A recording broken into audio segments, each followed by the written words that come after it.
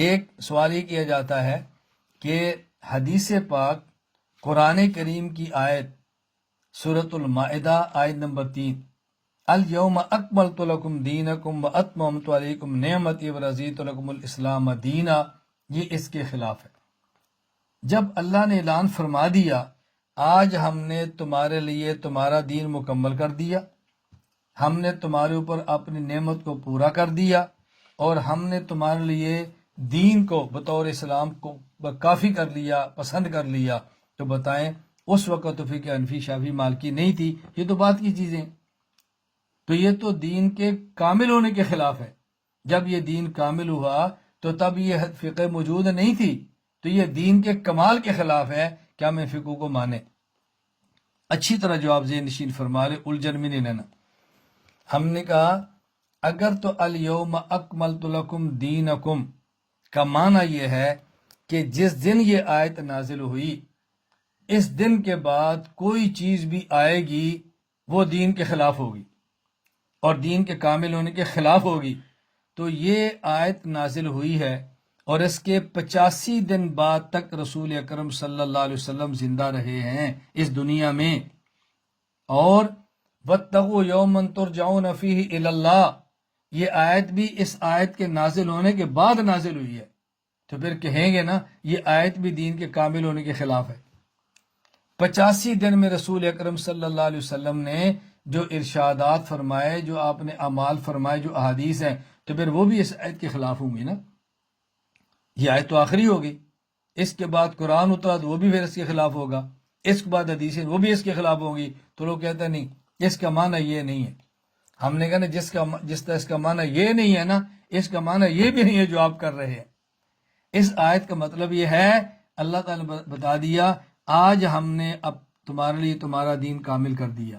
کیا مطلب؟ کچھ مسائل وہ تھے جو ہم نے قرآن کریم میں بتا دیے، کچھ مسائل وہ تھے جو پیغمبر پاک کے وجود اطہر سے بتا دیے، اور کچھ اصول وہ تھے جو ہم نے قرآن کریم میں دے دیے، اور باقی مسائل وہ تھے جو قرآن کی تہ میں رکھ دیے۔ اب اس اصولوں کی روشنی میں قرآن سے نکالنا ہے، دین کو کامل اور مکمل کر دیا گیا ہے، یہ ہے دین کے کامل ہونے کا معنی۔ اور اس قرآن کریم نے جب دین کے کامل ہونے کا اعلان فرمایا تو اس قرآن کریم میں یہ آیات موجود ہیں، میں پڑھ دیتا ہوں تاکہ 4 آیات آپ ذہن میں رکھیں، یہ کامل ہونے کے اندر شامل ہیں۔ نمبر 1 سورہ اعراف آیت نمبر 3 اتبعوا ما انزل الیکم من ربکم، جو قرآن تمہارے رب کی طرف تم پر نازل کیا گیا اس قرآن کو مانو، نمبر 1۔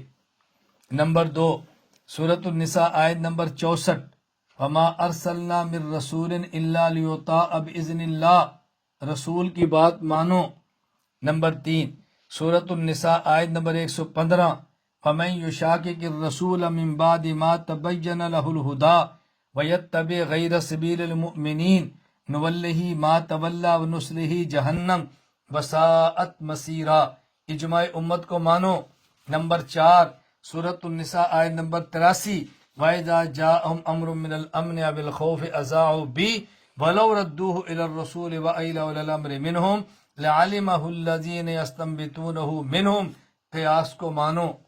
تو اس قرآن نے 4 اصول دیے ہیں، نمبر 1 قرآن، نمبر 2 سنت، نمبر 3 اجماع، اور نمبر 4 قیاس۔ یہ اصول ماننے ہیں، اور جو ان اصولوں سے مسائل ثابت ہوں گے وہ تم نے مسائل ماننے ہیں۔ یہ ہے الیوم اکملت لکم دینکم۔ میں اس لیے کہا کرتا ہوں طلبہ اس کو یاد کر لیں، میں یاد کرایا کرتا ہوں، میں کہتا ہوں یاد کریں، اس کو اپنے کمروں اور بیٹھکوں میں لکھ کر لگائیں۔ دین اسلام کے ہیں 4 اساس، دین اسلام کے ہیں 4 اساس، قرآن، سنت، اجماع اور قیاس، یہ لکھ کے لگائیں۔ دین اسلام کے ہیں 4 اساس، قرآن، سنت، اجماع اور قیاس، دین کامل ہو گیا۔